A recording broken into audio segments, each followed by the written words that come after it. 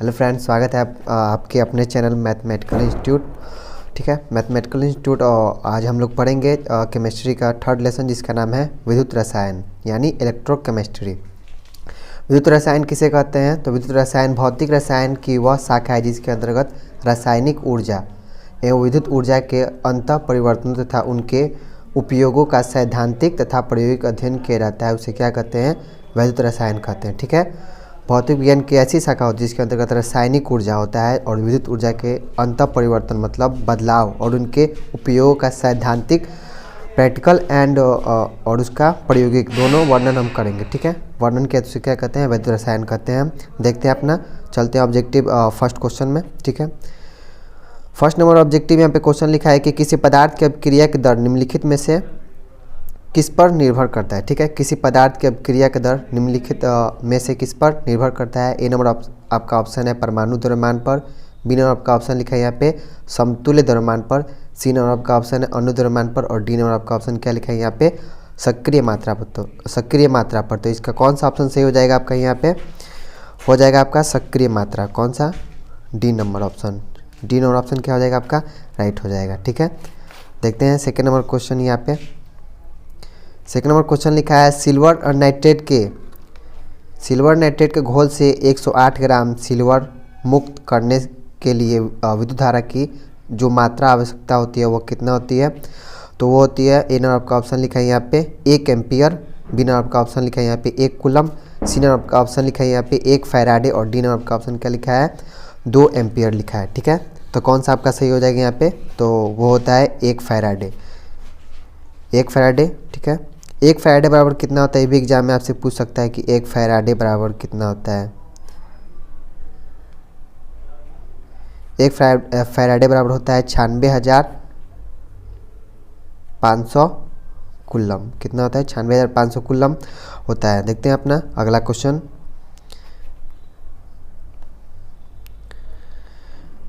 Third number question लिखा है कि वैद्युत अपघटन की क्रिया में कैथोड पर मुक्त होता है। ठीक है, वैद्युत अपघटन जो होता है इलेक्ट्रो तो उस पर वैद्युत अपघटन क्रिया पर में कैथोड पर कौन सा मुक्त होता है? कैथोड पर होता है मुक्त ऑक्सीकरण होता है, अवकरण होता है, विघटन होता है या जल अपघटन होता है। तो कौन होता है यहाँ पे? ऑप्शन नंबर क्या हो जाएगा आपका? सी, विघटन। कौन हो जाएगा आपका? विघटन। कौन हो जाएगा आपका? विघटन इज राइट, विघटन। ठीक है, 4 नंबर क्वेश्चन देखते हैं। निम्नलिखित में से कौन सा सेल हाइड्रोजन एवं ऑक्सीजन के रासायनिक ऊर्जा को विद्युत ऊर्जा में बदलता है? ये क्वेश्चन जो आपका है एग्जाम में बार बार देता है कि जो होता है कि हाइड्रोजन एवं ऑक्सीजन के रासायनिक ऊर्जा को विद्युत ऊर्जा में कौन सा बदलता है। ठीक है, ये VVI क्वेश्चन के अंतर्गत इसके आता है, इसको आप अच्छे से देखिएगा। पहला नंबर आपका ऑप्शन दिया यहाँ पे पारा सेल, बी नंबर आपका ऑप्शन है डेनियल सेल, सी नंबर आपका ऑप्शन लिखा है ईंधन सेल और डी नंबर आपका ऑप्शन क्या है यहाँ पे? संचायक लेड संचय सेल। ठीक है, तो कौन सा आपका ऑप्शन से हो जाएगा यहाँ पे? सी नंबर। ईंधन सेल क्या होता है आपको? ईंधन सेल क्या होता है आपका? ईंधन सेल क्या होता है आपको? इसके अंतर्गत आता है। ईंधन सेल किसके अंतर्गत आता है? इसी के अंतर्गत क्या आता है यहाँ पे? हाइड्रोजन और ऑक्सीजन को रासायनिक ऊर्जा में बदलता है। देखते हैं 5 नंबर क्वेश्चन क्या कर रहा है यहाँ पे कि निम्नलिखित में से कौन सर्वाधिक ऑक्सीकरण अवस्था प्रदर्शित करता है? ये भी क्वेश्चन पूछता है एग्जाम में कि निम्न में से कौन सा सर्वाधिक जो होता है ऑक्सीकरण अवस्था प्रदर्शित करता है। ये क्वेश्चन इसके अंतर्गत आता है। पहला नंबर आपका ऑप्शन लिखा है यहाँ पे स्कैंडियम। इसका परमाणु संख्या कितना होता है स्कैंडियम का? 21। ठीक है, साथ में परमाणु संख्या भी देखते चलेंगे इसका कितना होता है परमाणु संख्या? इसका होता है 21। ठीक है, उस दूसरा ऑप्शन लिखा है आपका Fe मतलब होता है लोहा। लोहा का परमाणु संख्या कितना होता है? 26। उसके बाद आपका लिखा है यहाँ पे जिंक। जिंक का कितना होता है आपका परमाणु संख्या यहाँ पे? 13। उसके बाद मैग्नीज है। ठीक है, मैग्नीज का कितना होता है आपका? 27। ठीक है, निम्न में से कौन सर्वाधिक ऑक्सीकरण अवस्था प्रदर्शित करता है? वो कौन सा पदार्थ होता है जो निम्न में से सर्वाधिक ऑक्सीकरण अवस्था प्रदर्शित करता है? तो कौन हो जाएगा आपका? 5 का आंसर हो जाएगा आपका डी। मैग्नीज जो होता है क्या करता है? Mn।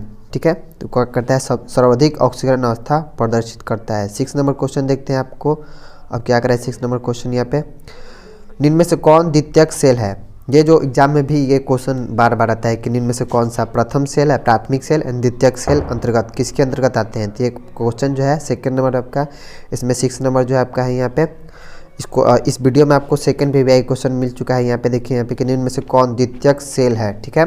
तो आपका ए नंबर ऑप्शन लिखा है आपका Leclanche cell, B number आपका option lead storage battery, C number आपका ऑप्शन क्या लिखा है यहाँ पे सांद्रस सेल, और डी नंबर आपका ऑप्शन है इनमें सभी होता है। देखते हैं कौन सा आपका ऑप्शन सही हो जाएगा यहाँ पे। तो हो जाएगा आपका लेड स्टोरेज बैटरी जो होता है, ये होता है आपका द्वितीयक सेल के अंतर्गत आता है, ठीक है। देखते हैं अपना 7 नंबर क्वेश्चन क्या कर रहा है यहाँ पे। किस धातु की आयरन ऊर्जा सबसे कम है, किस धातु की आयरन ऊर्जा सबसे कम होती है, ठीक है। तो किस धातु की आयरन ऊर्जा सबसे कम होती है, वो ए नंबर आपका ऑप्शन लिखा है लिथियम, बी नंबर आपका ऑप्शन लिखा है पोटेशियम, सी नंबर आपका ऑप्शन लिखा है सोडियम, और डी नंबर आपका ऑप्शन क्या लिखा है CS, मतलब ठीक है CS यहाँ पे लिखा है। निम्न में से किस धातु की आयरन ऊर्जा सबसे कम होती है, ठीक है। तो कौन सा हो जाएगा आपका 7 का हो जाएगा आपका D CS, ठीक है। 8 नंबर क्वेश्चन देखते हैं। निम्न में से कौन लैंथेनॉइड अनुचुंबकीय होता है, दे देगा इस तरह की चुंबकीय कौन होता है और अनुचुंबकीय कौन होता है। तो निम्न में से कौन लैंथेनॉइड अनुचुंबकीय होता है, Ce4+, बी नंबर ऑप्शन लिखा है आपका Yb2+, सी नंबर आपका ऑप्शन है Eu2+, डी नंबर आपका ऑप्शन क्या लिखा है Lu2+, ठीक है। तो कौन सा आपका ऑप्शन सही हो जाएगा यहाँ पे। 8 का क्या हो जाएगा आपका C, Eu2+ क्या होता है आपका अनुचुंबकीय लैंथेनॉइड के अंतर्गत आता है। 9 नंबर क्वेश्चन क्या लिखा है। निम्न में से किस धातु के लवण के जलीय विलयन के विद्युत विच्छेदन से धातु प्राप्त किया जा सकता है। तो कौन सा होता है। ए नंबर आपका ऑप्शन लिखा है सोडियम, सोडियम का परमाणु संख्या कितना होता है 11, एग्जाम में आपको परमाणु संख्या भी दे सकता है 11। उसके बाद बी नंबर आपका ऑप्शन दिया है एल्युमिनियम, एल्युमिनियम का परमाणु संख्या होता है 13। सी नंबर आपका दिया है ऑप्शन कैल्शियम, कैल्शियम का होता है 20, और डी नंबर का ऑप्शन क्या लिखा है यहाँ पे एजी कितना होता है 47, 47 होता है इसका परमाणु संख्या। एजी चांदी होता है, जो चांदी जो होता है आपका सर्वाधिक ये सुचालक होता है। पूछता है कौन सा ऐसा धातु होता है जो विद्युत का मतलब सबसे अधिक अच्छा चालक मानता है, वो होता है चांदी। लिखा है निम्नलिखित में से किस धातु के लवण के जलीय विलयन के विद्युत विच्छेदन से धातु प्राप्त किया जा सकता है। तो कौन सा धातु होता है, ठीक है। तो इसका ऑप्शन कौन से हो जाएगा 9 का हो जाएगा आपका डी एजी, चांदी होता है जो किससे, तो विद्युत विच्छेदन से धातु प्राप्त किया जा सकता है।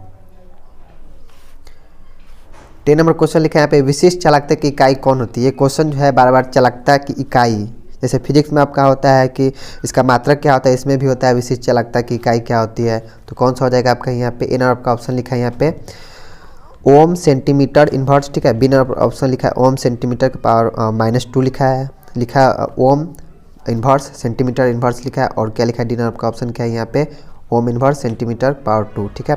कौन सा आपका ऑप्शन सही हो जाएगा यहाँ पे 10 का। ये वीवीआई क्वेश्चन का अंतर्गत आएगा, आप इसको अच्छे से देख लीजिएगा इकाई क्या होती है, क्योंकि केमिस्ट्री में इकाई और ज़्यादातर क्वेश्चन न्यूमेरिकल टाइप में आते हैं, ठीक है। तो 10 का क्या हो जाएगा आपका यहाँ पे सी ओम इन्वर्स सेंटीमीटर इन्वर्स। इसको क्या कहा जाता है, इसको महो भी कहा जाता है, ठीक है। MHO हिंदी में इसको महो इस तरह लिखते हैं,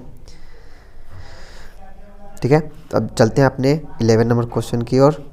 तो 11 नंबर क्वेश्चन क्या करा है। प्लेटिनियम इलेक्ट्रोड को प्रयुक्त करके तनु H2SO4 मतलब होता है हाइड्रोजन सल्फेट, ठीक है, के विद्युत अपघटन में होने वाली कैथोड अपक्रिया होती है। ए नंबर का ऑप्शन लिखा है ऑक्सीकरण, बी नंबर का ऑप्शन है अपचयन, सी नंबर का ऑप्शन है ऑक्सीकरण और अपचयन दोनों, और डी नंबर का ऑप्शन क्या लिखा है उदासीन। तो कौन सा आपका ऑप्शन सही हो जाएगा यहाँ पे 11 का क्या हो जाएगा आपका बी अपचयन होता है। कौन होता है अपचयन होता है प्लेटिनियम इलेक्ट्रोड को प्रयुक्त करके तनु, ठीक है, तनु और सांद्र दो आपका देता है। तनु H2SO4 के विद्युत अपघटन में होने वाली कैथोड प्रक्रिया होती है अपचयन होती है। 12 नंबर क्वेश्चन लिखा है यहाँ पे कि विद्युत अपघटन का उदाहरण कौन सा है। विद्युत अपघटन का उदाहरण इनमें से कौन सा है। चीनी का सूत्र आप लोग जानते हैं कितना होता है C12 H22 और O11 कितना होता है H22 और O क्या होता है O11, ठीक है O11। सोडियम एसीटेट, उसके बाद यूरिया है। बेंजीन का सूत्र बार बार एग्जाम में देता है कि बेंजीन की संरचना क्या होती है और बेंजीन का सूत्र क्या होता है। तो ये केमिस्ट्री में अगला जो पार्ट है आपका दूसरा बुक का उसमें पढ़ेंगे, लेकिन ये पहला बुक है, इसमें 7-8 लेसन इसमें है, तो इसमें पढ़ेंगे। केमिस्ट्री का सूत्र होता है आपका C6H6।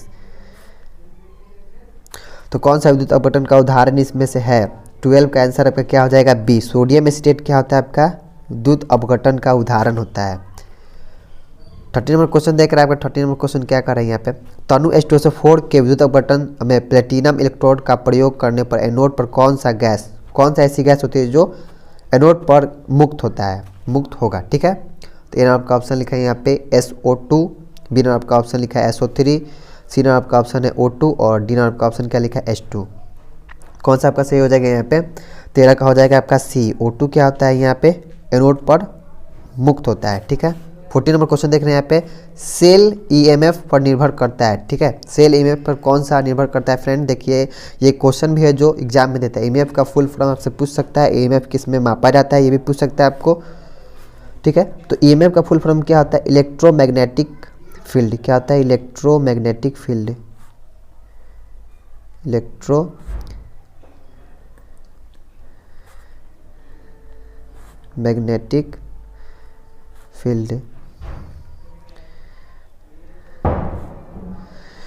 फील्ड, ठीक है। ये किस पर निर्भर करता है? ताप पर निर्भर करता है, ए नंबर का ऑप्शन है। बी नंबर का ऑप्शन है एनोड का आकार पर निर्भर करता है। सी नंबर का ऑप्शन है कैथोड का आकार पर निर्भर करता है। डी नंबर का ऑप्शन क्या लिखा है? वैद्युत अपघटन के आयतन पर निर्भर करता है।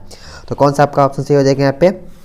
ए नंबर का ऑप्शन क्या हो जाएगा? ताप पर ये निर्भर करता है। EMF को किस में मापा जाता है? मापा, ठीक है। इसका मापन किस में होता है? तो वोल्ट मीटर में क्या होता है? इसका मापन होता है वोल्ट मीटर, ठीक है। वोल्ट मीटर में क्या होता है? इसका मापन होता है। वोल्ट मीटर में इसको क्या कहता है? मापा रहता है, ठीक है। समझ गए आप? वोल्ट मीटर में EMF को मापा रहता है। अब पूछेगा कि वोल्ट, ठीक है, वोल्ट इसका मात्रक होता है, ठीक है। पूछेगा आपको वोल्ट यूनिट इसका क्या होता है? यूनिट इसका होता है वोल्ट, ठीक है। देखते हैं 15 नंबर क्वेश्चन क्या लिखा है यहाँ पे फ्रेंड। देखिए क्वेश्चन जो है और फिर आपसे न्यूमेरिकल क्वेश्चन टाइप में आगे है यहाँ पे, ठीक है।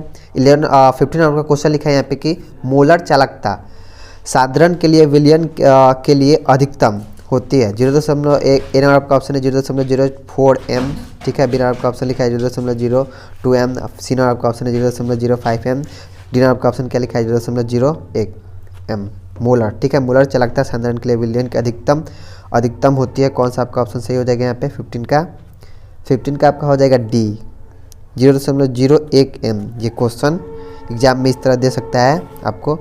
16 आपका क्वेश्चन लिखा है किसी पदार्थ की अभिक्रिया के दर निम्नलिखित में से किस पर निर्भर करती है?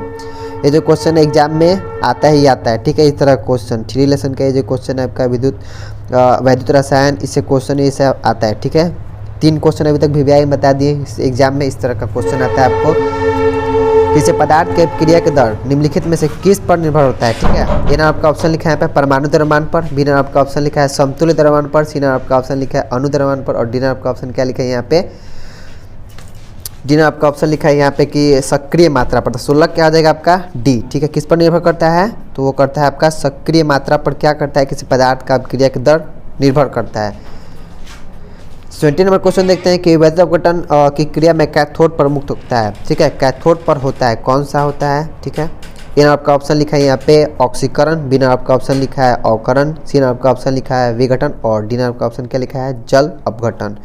ये भी क्वेश्चन आपके VVI के अंतर्गत ही आएगा। कैथोड पर कौन मुक्त होता है, एनोड पर कौन सा मुक्त होता है, ठीक है। 17 आपका आंसर कौन हो जाएगा? विघटन। क्या हो जाएगा आपका? कैथोड पर कौन सा मुक्त होता है? विघटन। 18 नंबर क्वेश्चन देखते हैं यहाँ पे कि निम्नलिखित में से कौन सा सेल हाइड्रोजन एवं ऑक्सीजन की रासायनिक ऊर्जा को विद्युत ऊर्जा में बदलता है, ठीक है। तो आपका ए नंबर आपका ऑप्शन दिया है पारा सेल, बी नंबर आपका ऑप्शन दिया है डेनियल सेल, सी नंबर आपका ऑप्शन दिया है ईंधन सेल, डी नंबर आपका ऑप्शन क्या दिया है यहाँ पे? लेड संचय सेल। कौन सा आपका हो जाएगा यहाँ पे? देखते हैं आपका ऑप्शन नंबर कौन सा सही हो जाएगा? 18 का हो जाएगा C ईंधन सेल, ठीक है। 19 नंबर क्वेश्चन देखते हैं हम कि निम्नलिखित आयनों में से सबसे प्रबल अपचायक होता है। ये एग्जाम में आता है बहुत ही ज़्यादा, ये आपकी सलाह जाएगा, रट लीजिएगा इसको, ठीक है। निम्नलिखित आयन में सबसे प्रबल अपचायक F- होता है, ठीक है। फ्लोरीन माइनस, ठीक है। क्लोरीन माइनस, ठीक है। उसके बाद लिखा है ब्रोमीन माइनस और इसके बाद क्या लिखा है? आयोडीन। फ्लोरीन का परमाणु संख्या कितना होता है? 9 होता है इसका। क्लोरीन का कितना होता है? क्लोरीन का होता है 17। ब्रोमीन का कितना होता है? 35 और आयोडीन का कितना होता है? 53 होता है इसका परमाणु संख्या भी एग्जाम में दे सकता है आपको। तो 19 नंबर क्वेश्चन का कौन आपका आंसर सही हो जाएगा यहाँ पे? D number. कौन सा होता है? आयोडीन। फैराडे का विद्युत अपघटन नियम निम्न में से किससे संबंधित है। ठीक है, ये फैराडे का नियम जितना भी है थ्योरी लेसन में, इससे तो क्वेश्चन हर साल आता है। ये फैराडे का नियम किससे संबंधित होता है। दो का नियम इसका होता है, प्रथम नियम और द्वितीय नियम होता है। तो प्रथम नियम में कह रहा है कि यहाँ पे पीबीआई क्वेश्चन के अंतर्गत ये आता है फैराडे का नियम। फैराडे का विद्युत अपघटन का प्रथम नियम निम्न में से किससे संबंधित। धनायन की गति से होता है, ए नंबर आपका ऑप्शन लिखा है। बी नंबर आपका ऑप्शन लिखा है धनायन के परमाणु भार से होता है। सी नंबर आपका ऑप्शन लिखा है ऋणायन की गति से होता है। डी नंबर आपका ऑप्शन क्या लिखा है यहाँ पे इलेक्ट्रोलाइट के समतुल्य भार से। तब 20 का ऑप्शन कौन सा हो जाएगा आपका यहाँ पे डी नंबर। इलेक्ट्रोलाइट के समतुल्य भार से क्या होता है, फैराडे का विद्युत अपघटन का नियम संबंधित है। 21 नंबर क्वेश्चन देखते हैं यहाँ पे कि तापमान वृद्धि के साथ धातु की चालकता क्या होती है, बढ़ती है। ए नंबर आपका ऑप्शन है, बी नंबर आपका ऑप्शन है घटती है। सी नंबर आपका ऑप्शन है अपवर्तित रहती है। डी नंबर आपका ऑप्शन क्या लिखा है दुगुनी होती है। कौन सा आपका ऑप्शन सही हो जाएगा यहाँ पे 21 का बी, क्या होता है घट जाता है तापमान वृद्धि के साथ धातु की चालकता। 22 नंबर क्वेश्चन देखते हैं, ये भी क्वेश्चन फैराडे के नियम संबंधित है। तो ये वीवीआई हुई होगा यहाँ पे। ठीक है, फैराडे को विद्युत विच्छेदन का द्वितीय नियम हो, प्रथम नियम था, ये द्वितीय नियम है। ए नंबर आपका ऑप्शन लिखा है यहाँ पे धनायन के परमाणु संख्या से होता है। बी नंबर आपका ऑप्शन लिखा है विद्युत के समतुल्य भार से। सी नंबर का ऑप्शन लिखा है ऋणायन के परमाणु संख्या से। और डी नंबर क्या लिखा है आपका धनायन के वेग से। तो 22 का आपका ऑप्शन कौन सा सही हो जाएगा यहाँ पे हो जाएगा आपका बी नंबर। विद्युत के समतुल्य भार से क्या होता है, फैराडे का द्वितीय नियम संबंधित है। फैराडे का विद्युत विच्छेदन का द्वितीय नियम किससे संबंधित है, तो विद्युत के समतुल्य भार से। 23 नंबर क्वेश्चन देखते हैं। सॉरी यहाँ पे टाइप मिस्टेक हो गया यहाँ पे। 23 नंबर ये क्वेश्चन है।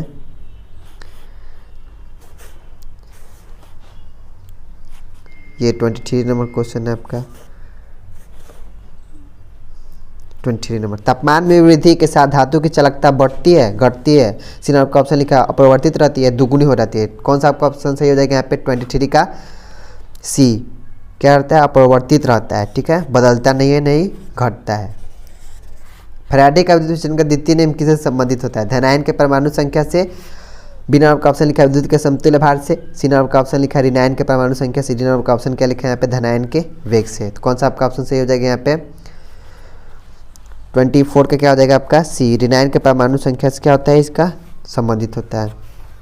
और लास्ट क्वेश्चन देखते हैं इस वीडियो का कि सेल अपक्रिया स्वतः होती है जब ई की पावर 0 ऋणात्मक होता है, डेल्टा जी की पावर माइनस ऋणात्मक होता है, ई की पावर 0 यहाँ पे लिखा धनात्मक होता है, डेल्टा जी की पावर धनात्मक होता है। 25 नंबर क्वेश्चन का आंसर आपका कौन सा सही हो जाएगा यहाँ पे बी, डेल्टा जी का पावर माइनस ऋणात्मक होता है। फ्रेंड आशा करते हैं कि आप सभी को ये वीडियो अच्छा लगेगा और आप हमारे चैनल पर अभी नए हैं तो आप सब्सक्राइब कर लीजिए और वीडियो को ज़्यादा से ज़्यादा शेयर कीजिए अपने फ्रेंड के पास और लाइक करना नहीं भूलें। ठीक है, जय हिंद जय भारत।